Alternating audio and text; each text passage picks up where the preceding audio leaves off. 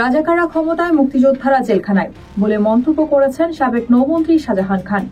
রাজধানীর একটি হত্যা মামলায় আজ সোমবার তাকে গ্রেফতার দেখানোর শুনানির জন্য আদালতের হাজতখানা থেকে এজলাসে নেওয়ার পথে তিনি মন্তব্য করেন।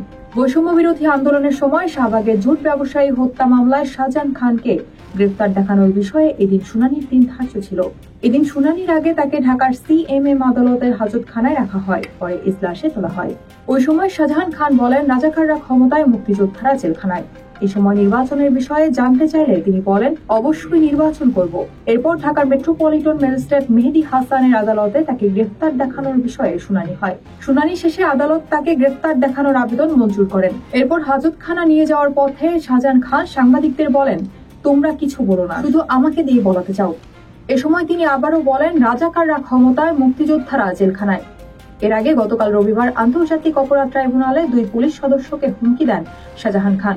এই বিষয়ে জানতে চাইলে তিনি বলেন, আমি সত্য বলেছি, যা ঘটেছে তাই বলেছি।